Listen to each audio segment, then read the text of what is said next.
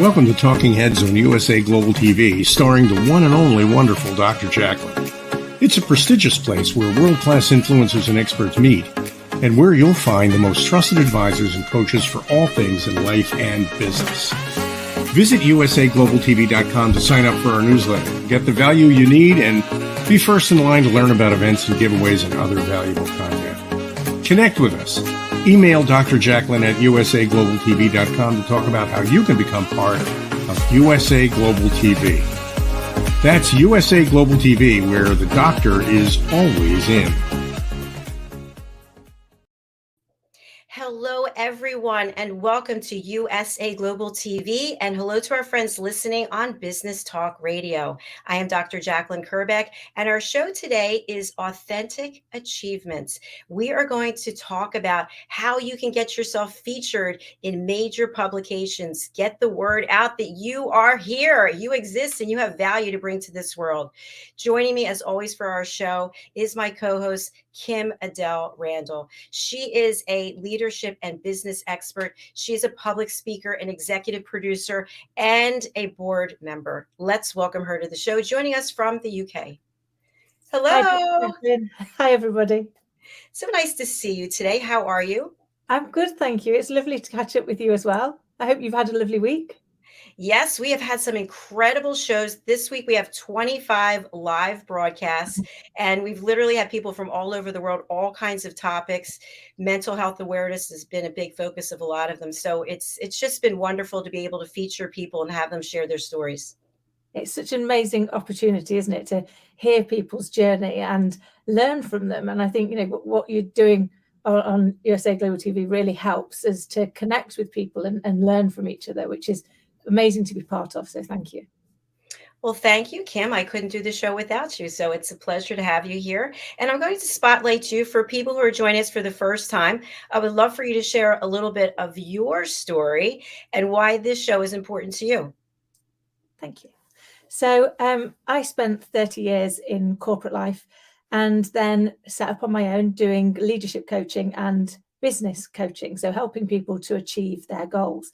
And that's when I came up with my fifth book, which is called Authentic Achievements. And it's about the 7 secrets to building brave belief, unstoppable sales, and turning your leaders into talent magnets for guaranteed sustainable growth, which was based on all this stuff that I've been doing and delivering for the last 30 years for organizations like Iris and Capital One and Barclays.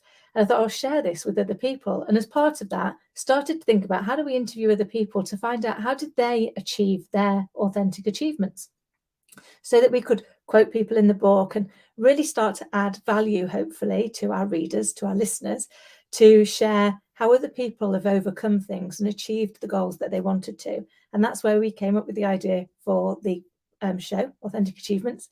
And what we really want to be able to do is get people from various walks of life to be able to come and share with us and with our audience how they've overcome obstacles, how they've got out of their own way, and how they've achieved the things that they're really proud of. Thank you so much, Kim. It's such a wonderful opportunity to be able to help people, whether it's one person or hundreds or thousands. It just feels good. It's a great reason to get up in the morning. It really is, isn't it? It's like, I remember when I first started sharing my story and I got past the embarrassment of the fact that, it's littered with the odd plot twist that might not be the most positive. It was like, actually, if sharing that helps just one person, it's possibly worth getting over the embarrassment of saying, do you know what? I've messed up a lot, but I've learned. And as a result of learning, I've been able to gain new opportunities. And I think sometimes we've got to fight the fear, haven't we? And just say, if it helps one person, it's worth it. It's so true. And just something quick that I'll add, and then we're going to bring out our guest. As you know, I've shared before that I have 3 autoimmune diseases, and I really wasn't talking about them. I kept it sort of in a lockbox. And 2018, I found the Crohn's Colitis Foundation, and I started getting involved. I'm on the board. I'm very active. And then my life changed. It's amazing how keeping all these things tucked away, and it changed. And I was able to start talking about it and help other people, and left my corporate career, and here we are today. So I love it. It is Yes. true, isn't it, Dr. Jacalyn? Sometimes when we face that fear, when I spent years terrified people were going to find out that I was an ex-hairdresser and think I shouldn't have made it to the board. And at the point I started sharing, yes, I'm an ex-hairdresser, but I have been a board member for 15 years of big corporates and continue to do so. Actually, people started to go, well, if you could do it, maybe I could do it. Or actually, I've been really nervous about this other thing. And you suddenly start to open up conversations and opportunities that you never would have seen when you were still hiding that insecurity, that vulnerability. Exactly. And you know what? We have an amazing guest here today, and she's going to help us get out there, right? Spread the word. You are not alone. Your story is worth sharing. People want to hear it. So we have with us today, joining us from Canada, Tracy Lamourie, and she is an international award-winning publicist. So she's going to tell us how we can get out there and connect and let the world know about us. Let us welcome her today, joining us from Canada. Hello, Tracy. Hi. Hi, how are you? Very thrilled to So be on. it's so nice to have you here. I love the glasses. They are so Are they sharp. not epic? I actually, thank you. I love them so much. I actually ordered like 2 pairs after I got the first one because I was like, when Oh, I really lose, cool. if these break, I'm going to be really bummed. They become like a little bit of a signature. They I are was going to epic. say before we dive into your background, is it important to have something that helps you stand out? You know what? I believe it is. And it's funny because it's a publicist. This wasn't actually planned. I had the flaming red hair as an 18-year-old. This is what I'm 52 now. This is what happens when you don't let your teenager dye their hair. They keep doing it. Um, but so I've had that hair and that look, and then been very vibrant, my whole life. And it's funny because in a corporate world, you would have been told to turn that down. But I found exactly what you just said, that it's been hugely successful for me. So now I would say absolutely. At one time it was just, my natural, authentic self. This is my natural, authentic self. But that's part of my message too, is don't be afraid to be your authentic self. It probably will work for you. And now that I've, built my own brand, and when you Google me, you find my name and all that, and I'm no longer a young ingenue that walks into an office, please give me a job, because you have to, there are certain things you have to comply with in that position, right? Now that I'm in this position, I say absolutely, you know what, like be yourself, own it, come to the table with everything you got, and prove what you can do to the world. So don't let, oh, you should have, you can't have that funny hair color, or you're overweight, or you don't wear the right things, or, you have to always be appropriate for the situation in some ways, meaning you have to know what the situation is. You have to know what the rules are before you carefully break them. But if if you do it carefully and properly, then yeah, it can absolutely make you the one noticed. But again, you always have to be strategic about things, and be careful that you're not with something like that offending the wrong people or going in. You know what I mean? You have to understand the environment that you're in. Definitely, definitely. I can totally relate to that. When I was in corporate very early on, I had really long nails and they were airbrushed with like zebra stripes and whatever. And I'm in a suit and I had the red lipstick and my hair was platinum. And I was told, oh, you need to tone all of this down. And as Yeah. soon as I went out on my own, I'm like, yeah, I'm going to do whatever I want now. So it's And kind you of realize cool. you didn't have to actually tone it down. Exactly. It's But I so, wanted so to start real quick by just telling people that, because you were talking about the inspirational thing, how you started and inspiring people. And I find that's really important too. So I would like to say that I did not, as much as I'm an international global award-winning publicist and all this, I didn't go to school for this. Um, I really just discovered this on my own, and I started doing it. I learned to write a press release as a young activist, and was hugely successful in getting media attention. And from there, I just started, working with all creatives and entrepreneurs. And I always tell everybody, no matter who you are or what you do for a living, you have a story. Like you said, you have a story that people care about. There are media opportunities for everybody. From, I've heard people say, oh, but I have a boring job, or, it's not an exciting company. We're SEO or marketing, or we're a hotel company, but it literally doesn't matter what you do. You are an expert in your field. And there are interesting stories about you and why you do it, and about your expertise. So there's absolutely media opportunity. We're not talking about things that you buy. We're talking about earned media, where reporters are interested in what you have to say, and there are real world ways that any entrepreneur can access those media opportunities. You don't have to know how to write a press release or anything. So. Thank you for sharing that. That's great information. So just to paraphrase what you said, it doesn't matter what size business you are, if you're working on your own or you have people working for you, you still have the ability to have press releases announcing what it is you're doing. You don't have to have achieved a certain level of status, revenue, income, etc. Absolutely. And beyond the press release, that's what we need to talk about too. There, people have an idea about the press release and they know, what it is in terms of you're writing something that you're doing and you're sending it out to media. There's a lot of things within to unpack within that a lot of entrepreneurs don't understand. A lot of media won't open up your press release because 80% of what entrepreneurs send them is advertorial as opposed to editorial. So that's a really important point to understand what the newsroom needs, which is not an ad from you, but actual newsworthy content that is for their audience. So you have to know their audience and what kind of news they cover before you pitch.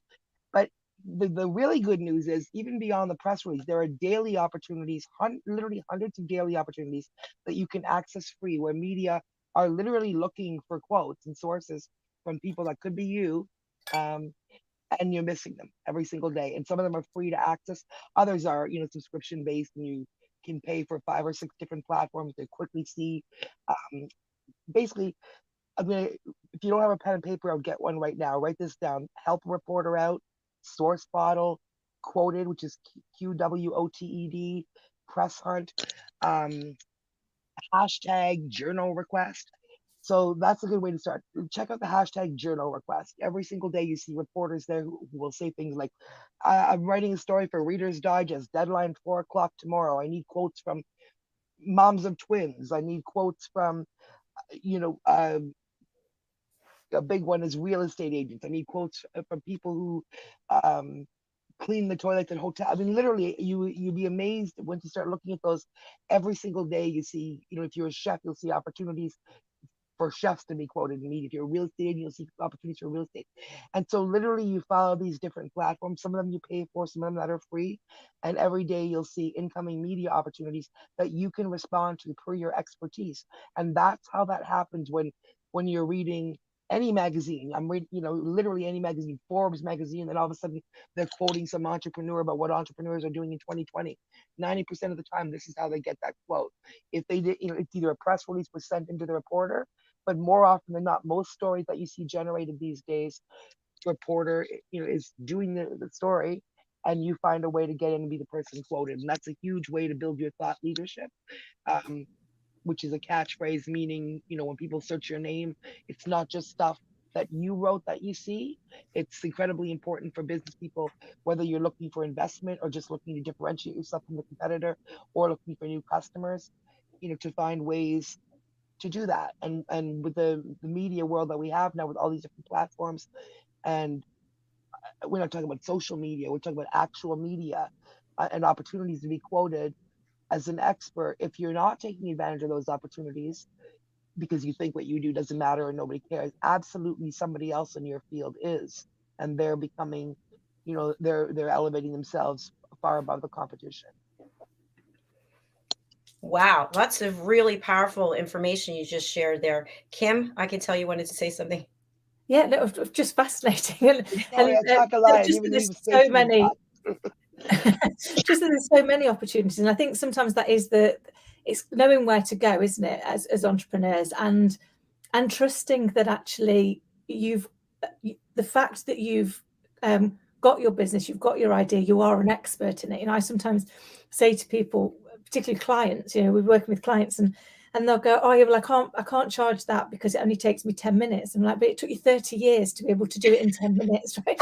It took me a long time to learn that. Exactly. Years, not for the 10 minutes. And I think sometimes we do ourselves down, don't we? Because we can do this. You kind of go, oh, it doesn't seem that great, does it really? I've been doing it for years. Maybe it's not that interesting. But what I love is what you're saying is every single one of us, I believe this is true. 100%. Every single one of us has got a journey. Even a client came to me and I thought, gee, how much media am I going to be able to get about this? They just did SEO marketing, and I thought, oh well, we'll see.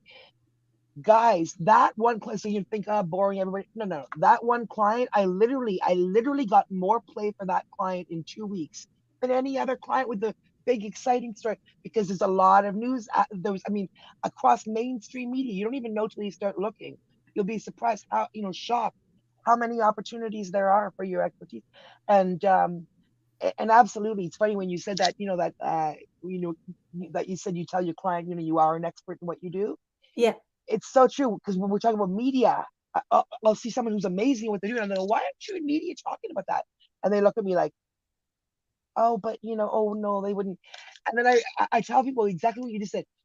You're taking money from people. You started a business, right? So when you started your business, you had that confidence in yourself that you're better than most people out, that you know what you're doing enough that you will tell people, give me money to do that for you. So you're an expert, you're good at it. Take that same confidence and translate that to them. If that's the case, if I can take money, if I can tell people to give me money for this, of course I can talk about it, and you can. So you are that expert, just like the doctor, lawyer, candlestick maker that you've seen quoted in media. People have a tendency to think of themselves as here, and the people you see on TV or on award stages as here. Well, that's not true. The only difference between you and assuming you're skilled at what you do and you're good at what you do, which you are, or you wouldn't be doing it. The only difference between you and the person that you see on TV or the person you see in that award show, whether it's the Grammys or your local industry, is that they made more noise and people heard what they were doing. Tracy, I have a question to ask you as a follow-up to what you just said. So there are these opportunities for people to go and search out these free ability to be quoted or get some kind of press from that. When does someone hire you? So a lot of people hire me even after they've been doing that, to just manage it. So there's different people hire publicists when they need media or when they need their media managed or whatever. But there's a couple of things, I encourage everybody to go and check out these things that I'm talking about. But even when and not all of them are free, a lot of them are free, a couple of them are paid platforms, but a good portion of them are free, and you could spend a lot of time on them. Like, for example, why would you hire me to do it when I'm telling you about some of these? Well, aside from the fact that there's some skills involved to get chosen, and just in terms of the writing, it doesn't mean that I can do it better than you. It just, you have to understand the difference between editorial versus advertorial. You have to kind of start to understand the landscape, what the reporters are looking for, all that stuff. But most importantly is I literally spend 3 to 4 hours of my hugely scheduled day going through about 7 of these different platforms across continents, right?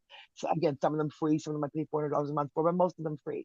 So that's a big investment of time. If you want to spend 3 or 4 hours of your day not doing what you do that's bringing you success, not serving your customers and looking for these media opportunities, you can do it. But what I do is I spend that 3 or 4 hours of my day that none of my clients are charged for, because I'm doing that for all my clients. And I'm looking through them all, and then my clients only get charged for that, 10 minutes or 5 minutes when I found something for them, and wrote an amazing pitch and sent it in. So there's 2 parts of it. One, having a publicist in this world now is a bit more of a cachet and a bit more needed than you used to, because in the early days of the internet, or in the old days, you needed a publicist to act as media, period. And then as media became more accessible with the internet, a lot of us, you could start to do it yourself, which is how I became a publicist 20 years ago, not intending to be, as a young activist trying to get the word out, learning how to access media successfully, and then eventually learning that most people didn't know how to do that. So, creating a business out of it where I can give voice to other people and, teach them how to do that and all that. But most importantly is that's a lot of time investment of your day to be looking for media opportunities, whether you're creative or you're running a business. When you hire the publicist, you're literally just getting that. Here's the 10 minutes of, from the 3-4 hours of work that I did. Here's the 10 minutes, what matters to you, what's appropriate for you. Give me your answer to this. And they would say, so I'd say, hey, Bob, Reader's Digest is looking for, an expert on home repair, and you're a home repair guy, so give me your quote. He gives me his quote.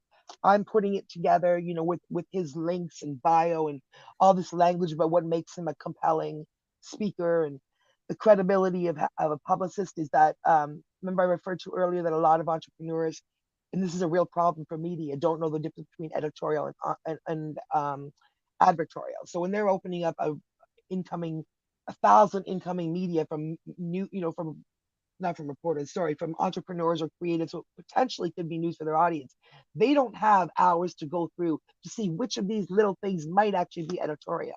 So what's happened, because it's become so accessible, they get so much media from from everybody that is not newsworthy. That our job as a publicist it doesn't matter if they know Tracy Lamourie of Lamourie Media or not. They see a legit publicist in their email, they're 90% more likely to open that, because my job to media is to edit out all the BS. Is to my job. I couldn't exist as a publicist if I was to give media stuff that just because someone paid me, I write up a thing that's like an ad that's not newsworthy, it's not for their audience, nobody else is ever going to open my stuff. You know what I mean? So my job to the media is to give them newsworthy stuff. So my job to my client is to say, that thing you want to tell the media, that's either not newsworthy, or this is how we make it newsworthy, or this is how we make you likely to be picked up by the media and get quoted. It might not be talking about the launch of your new project, but it's going to mention your project as it interviews you as an expert in that field.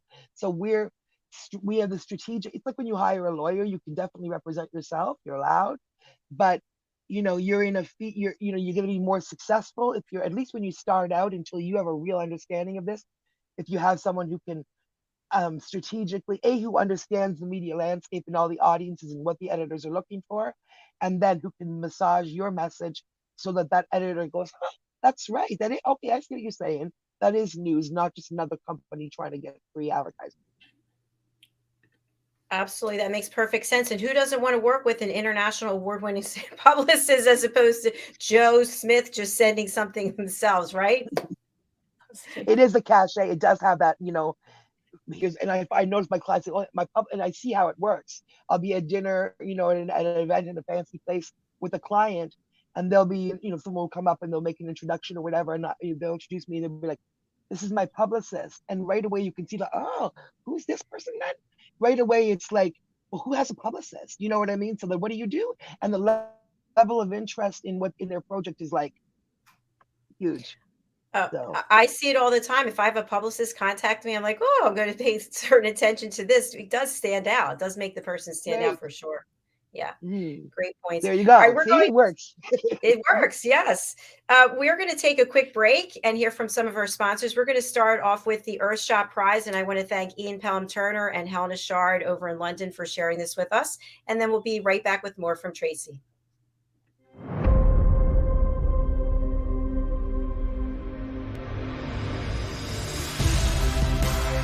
Ours is a world of wonder. Every day it reminds us of its beauty. It touches us, teaches us, and astounds us.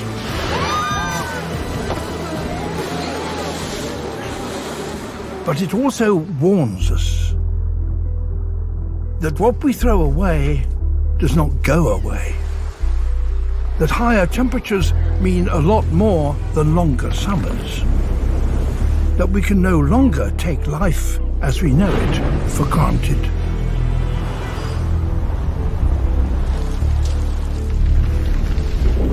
We are at a unique stage in our history. Never before have we had such an awareness of what we are doing to the planet. And never before have we had the power to do something about that.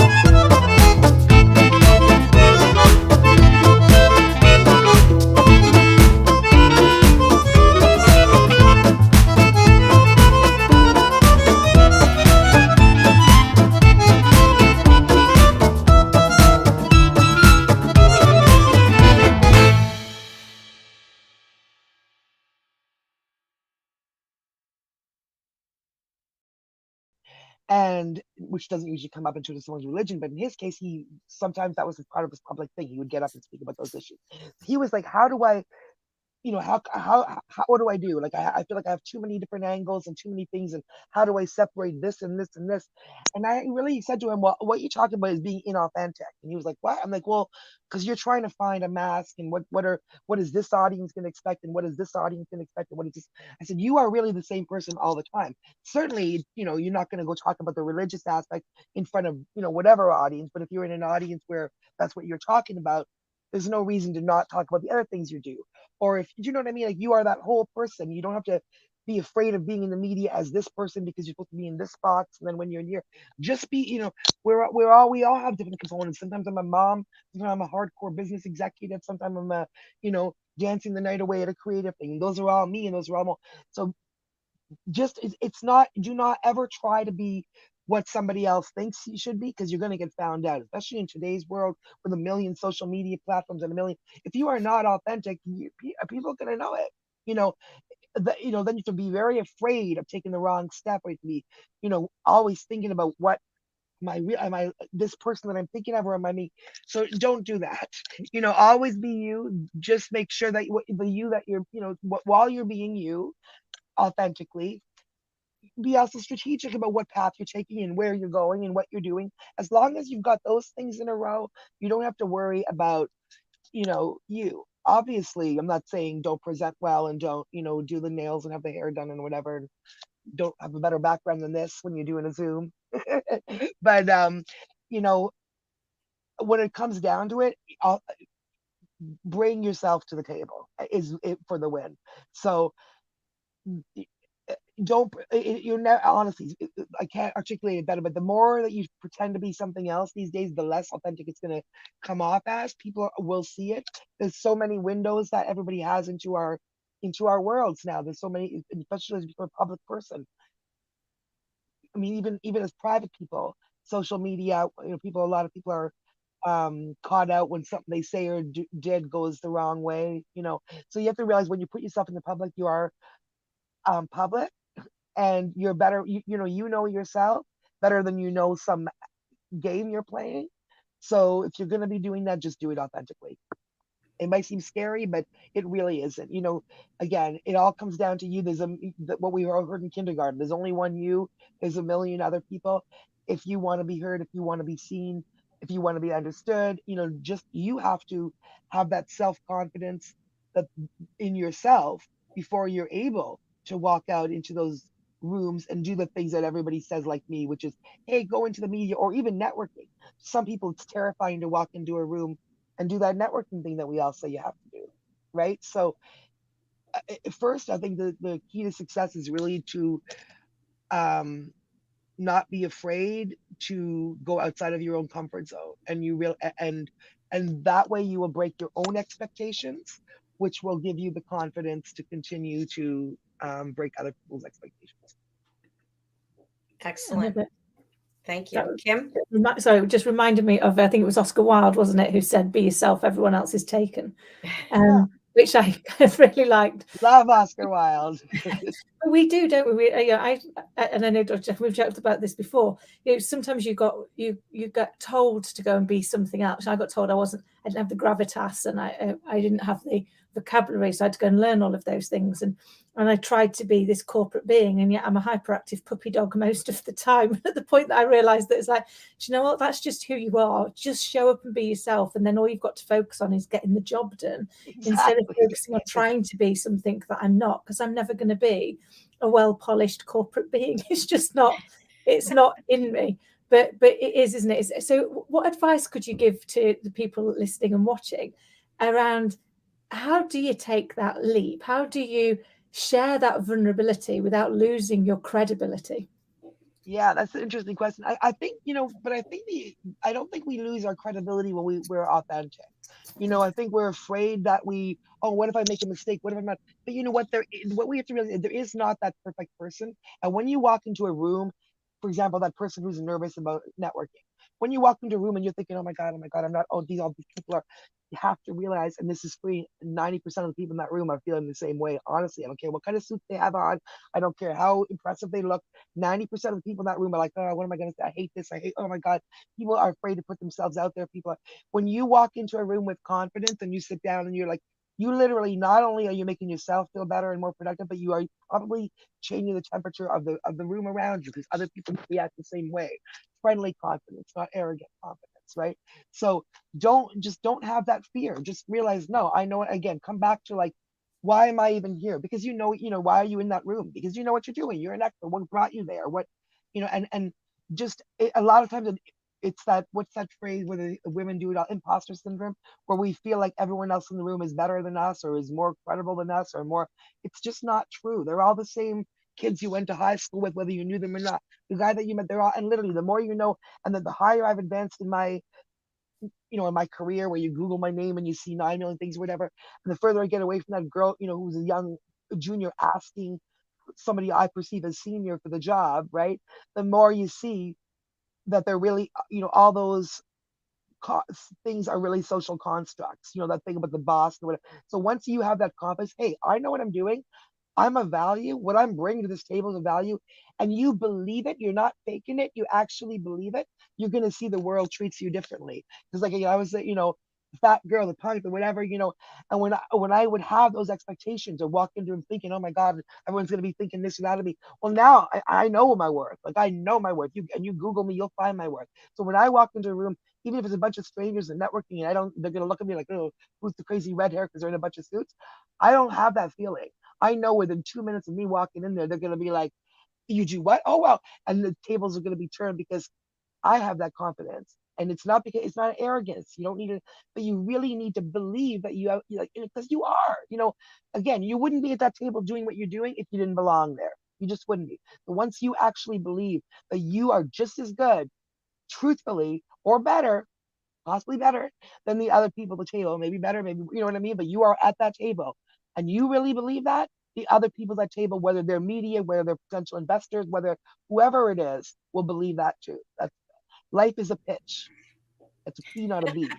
I love it. Like that. I like that. It's true. Once you get that, you're like, like. That's amazing. And I love that you said about imposter syndrome, because imposter syndrome impacts 70% of us at some point in our life. And in fact, even Einstein had it.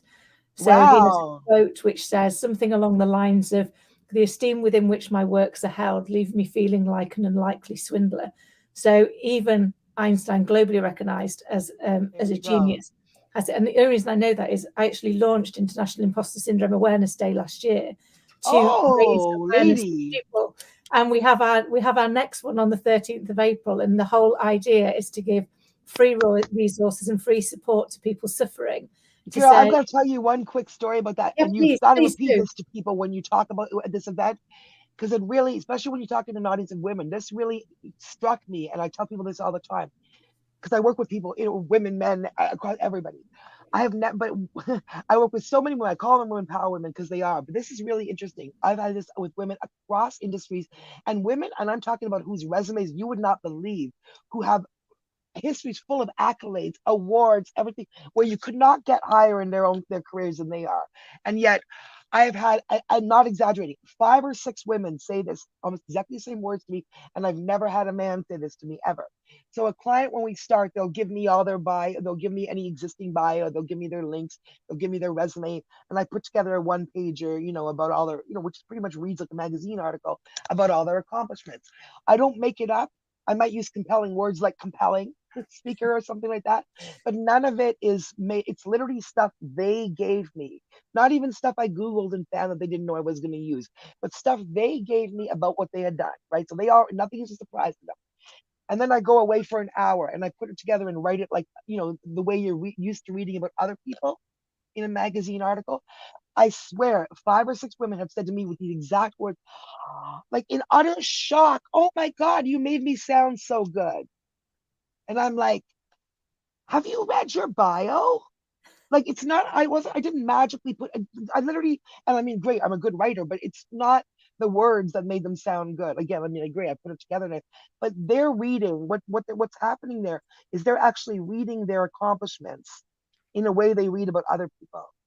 You know what I mean? They're reading and they're like, oh my God, I am, you know, and I'm like, exactly. Like, go and read that now, and then go read anybody else's resume when you go and look at these women getting awards, these women, you're there. And they're like, and these are, again, these are not just, and women say that who are starting out in their careers and all that too, but it particularly strikes me when it's super accomplished women who've won a bunch of awards, like, you know, and they're still like, oh wow, look how good you made me sound. And I've never and at first I was like, oh, a nice compliment to my writing, but why have I never had a man say that? It's interesting, but when it was originally identified in 1978, it was identified as a female-only phenomenon. So for years, everybody believed it actually only ever happened to women. No. And it doesn't. It happens to men and women, but actually we give the label to women, and therefore they can hold on to it. And it's only been in recent years, and that's one of the reasons that we raised the awareness day, to get the awareness out there. Because actually there's also 2 songs out there. One's by Eminem and one's by Justin Bieber, 2 people who you might perceive to have no confidence issues, and yet both of them talk about a level of imposter syndrome if you really listen to the words. And that's what I meant too. I hadn't realized that. Thank you for correcting me, because that's important. But that's what I was kind of thinking about when I'm talking about when you walk into that room of the networking. I'm picturing all those men in suits and everyone is scared to go in, including the men, right? And I'm like, no, like literally 90% of those guys at those big events where they're all standing there, they're grateful as heck when you walk up and say, hey, what do you do? Yeah. You know, because they're just as scared as you, fact. Right? They are, because it's nerve-wracking, isn't it? We're putting ourselves out there, and you know, I might say hello, and what if somebody doesn't say hello back? And I say to my friends, that says more about them than you. Like, people will remember you were polite enough to say hello, and they were rude enough to ignore you, rather than thank you them, because then you know you don't want to deal with them. Yeah. You know, awesome. I have to share, when I was in my corporate career, and nobody would believe this, but I actually had to go to a therapist because I would be freaking out before I walked into networking events, literally sweating, sweat dripping down my back. Like, I don't want to walk in. What am I going to say? Who am I going to talk to? And I realized that it was a lack of self-esteem. And I really had to work on that nobody's looking at me specifically. It's not like, oh, she walked into the room. What is she going to talk about? You know, everybody's into themselves. They're all uber worried about themselves. If anything, you know, if anything, they're relating to you the way, see how they might, you know. So yeah, I found that, and it's funny because I'm 52 now. 18 years ago, and I've always been super social in public, even before I was a publicist, right? But 18 years ago when I had my baby, and all of a sudden I was at home, you know, doing the mom thing and whatever, and I had to realize how isolated it had become. And it literally occurred one day when I went out, I was like, I felt, you know, that feeling when you like feel like you fall all over your words and you're thinking later, what did I say? And, you know, I was like, what the hell? That's not me. Like, I literally felt a discomfort in a social situation. And I was like, well, that's just weird, you know, in terms of that, because I've always been a bit of like outgoing. And even if I did feel unconfident in certain ways, I just didn't let that bother me and I would still do it, you know. But I noticed that weird like thing. So I had to really fight it. Luckily, the next year after that, I moved, and we started getting political, and I started doing TV in this town. So I was in a position where I had to be forced to walk into that room as the public figure. And you know what I noticed that's when it occurred to me that when you walk, that's when I had that revelation that no, you literally, everybody feels that way. Only now that I'm on TV, when I walk in the room, they're all looking at me. They are looking at me, right? And I have to be the one to be like, hey, everybody, awesome, nice to see you here. And I could physically feel as soon as I did that, everybody be like, okay, because you know you're giving them a direction and a way to react or whatever. So that's when I noticed that everybody in the room feels that way. And if you and literally, if you stop feeling that way, it's not just for yourself. You know, like now I feel bad. You're literally doing a service to the other people in the room by like reducing that anxiety by being a confident person. Other people will become confident in their space too. Great points. Tracy, what I'd love to close out on is, given your schedule, you're just about to start traveling again, you travel all over the world, you have clients all over the world. How do you decide who you're going to work with? Heart-centered, absolutely heart-centered. And I'm thrilled at this point in my life. And one of my literally favorite things, right beside the fact that it's more lucrative now that what I'm doing than what that I'd be able to create a heart-centered business serving the activist, young activist in me, would still be proud of the corporate me, and that's everything. But sorry, what was the question? Oh my God, I lost my track there. How do you decide who you're going to Oh work with? yeah. So one of the pleasures of my life now is that I can say no as often as I say yes, and it's not because someone's bad or whatever, but just because I don't feel it. I feel like I can actually, now I can pick and choose my projects. So it's not about what's the most interesting in terms of, money, or what's the most interesting in terms of the biggest celebrity client, though I take those too. But honestly, um, I love to build things with people. So it doesn't really even matter whether I started with creative work, like artists and stuff, and after the not-for-profit life and death stuff. But I wasn't really a business kind of minded girl. I would have been like, but now I love the entrepreneur stuff as much as I love the creative stuff, because I've realized it's the same thing. It's about somebody building their idea and changing their life, and, helping other people, hopefully if they're doing it right, becoming employers, and, all that stuff. But so I work literally across industries with everybody from startups to creatives to tech to crypto to teachers to psychologists and so it's not about what they do. It's literally about, really, I get enthusiastic about the person and their enthusiasm for the project, and then what I do. So I'm privileged to be able to work in things that I love, from books to cannabis to culture to activism stuff to, so I choose projects that, I love. And then secondly, that I like the person. So every day is a joy and a pleasure. I feel like everybody I work with is a friend. So I mix business with pleasure, because a lot of my friends see what I do and then they become clients. And then a lot of my clients, ultimately they become friends because we spend a lot of time together and we're working strategically on projects, and I actually care about their projects and about them as people. And, so how do I pick, literally, I take as many projects on that I love as I can until I'm overloaded for that week or that month, and I can't take them on anymore. But basically, I just choose. It's heart centered, and that's a privilege that I get to still. Again, like I said, it all comes down to making that young activist me that learned how to write a press release, which we didn't talk about, to help free an innocent man named Jimmy Dennis from death row, who's free and now a R&B recording artist. Look him up. But I want that activist me who did not learn to write a press release to become an international award-winning, globe-trotting anything. And I didn't learn to write a press release to get a job. And the fact that this incredible life and career has come out of that is, I don't even know what to say about it still. But other than just follow what your path, and don't listen to other people when they don't believe it. Do your thing. And that thing where they say, if you work, like I work 18 hours a day, 17 hours a day, I take on so much. But that thing where they say, if you do what you love, you'll never work a day in your life. I feel like I'm never working. I'm always just doing things I like. Fantastic. And you work with people remotely as well? Mostly, especially during COVID. Yeah, Yeah. like about 80% of my clients, actually, yeah, 80 or 90% of my clients I never meet. I have clients in Dubai. I have clients in LA that I've been working with for 2 years that I haven't been to LA yet in 2 years. So yeah, it doesn't matter with this virtual world. I work anywhere in the English speaking world. So I can put out media messaging anywhere in the English speaking world. And I do. So yeah, you literally, it doesn't matter. It's It's anywhere in it's the a world. Zoom. That's It's Zoom. beautiful. Yeah. So Tracy, for people who want to contact you and find out more work with you, what's the best way to get in touch with you? And you just mentioned you're heart centric, so really anyone can reach out. Yeah, anybody who thinks, and also I'm happy to give a free half-hour consult to anybody who says they saw me on USA Global. And if you're thinking, this sounds great, but I don't know, how would this, me, I don't know, would it really? We will talk about you specifically, and I'll tell you what you could expect and how this could help you in your brand and your business. And and it is also it's not even just for entrepreneurs. Even if you're a corporate, it behooves you to become the most valuable player, to get the corner office.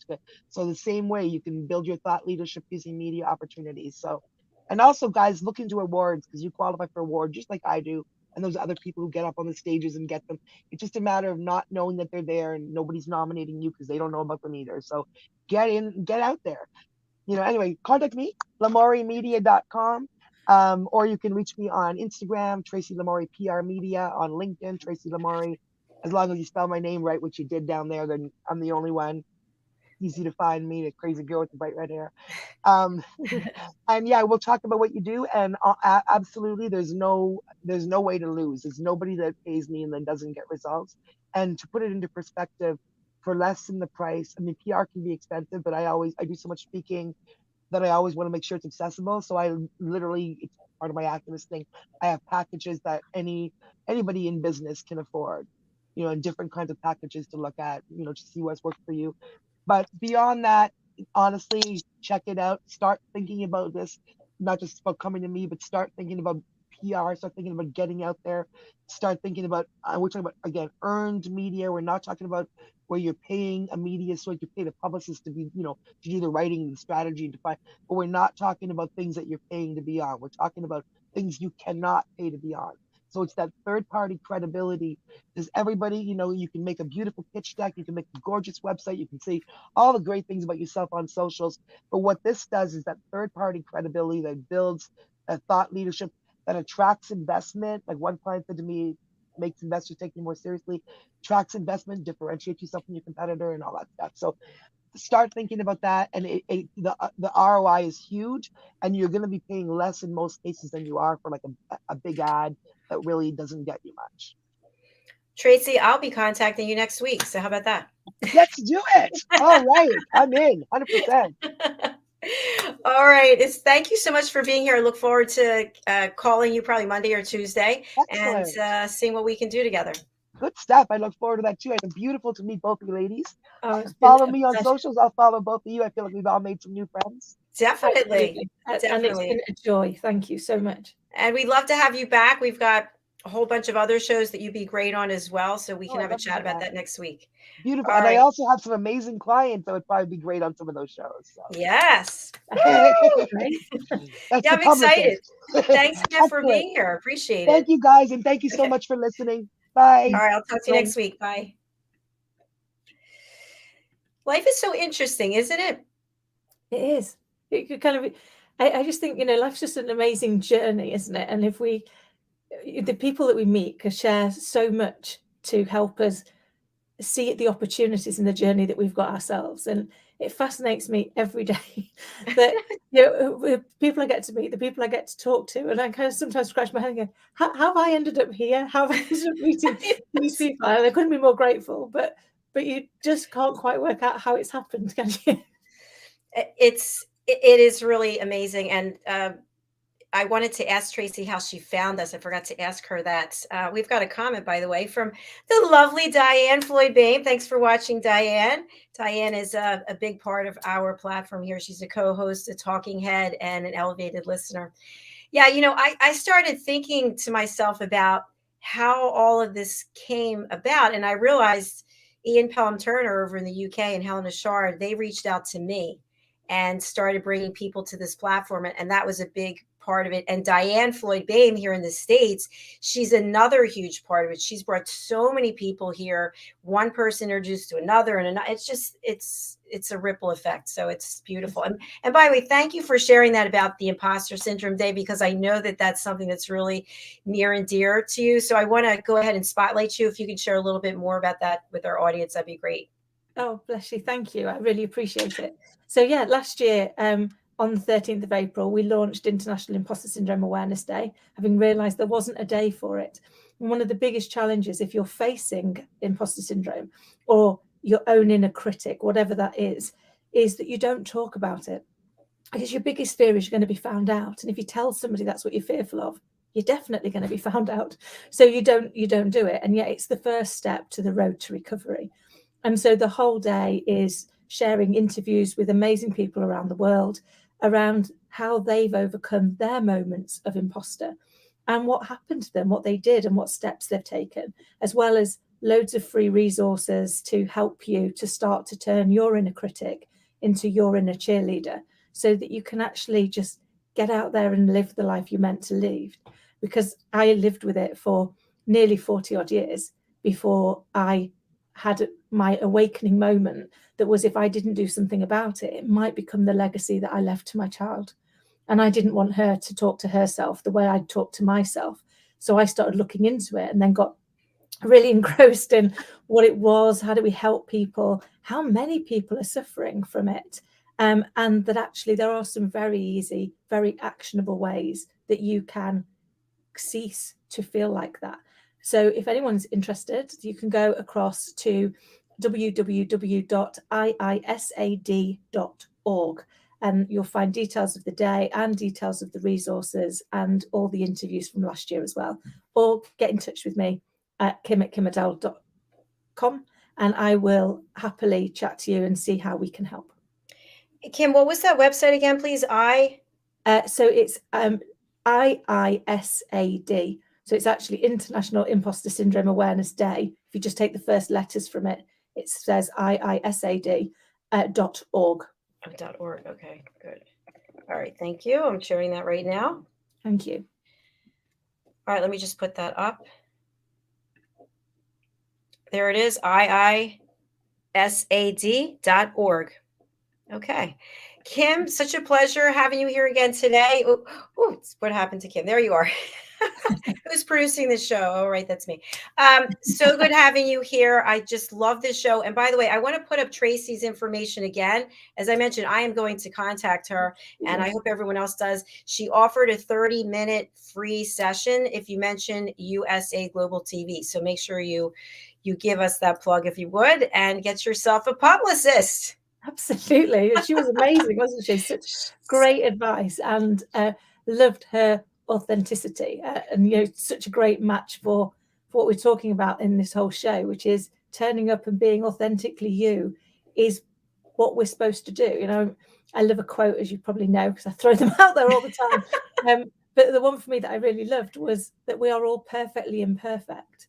And at the point that we realize that actually it's our imperfection that is our perfection, we stop running around trying to be something that we can't be, because we can't be perfect. We weren't meant to be. Very true. Very true.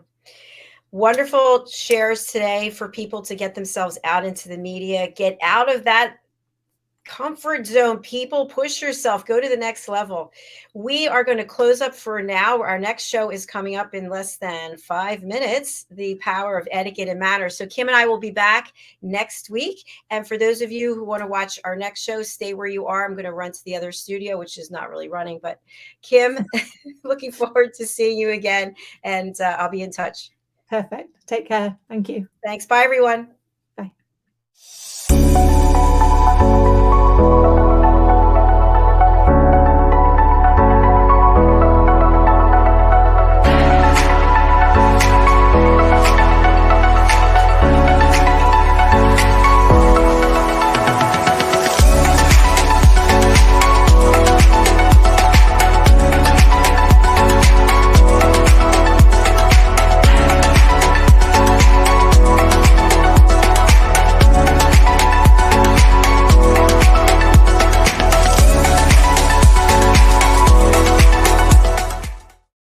Doing with the quotes.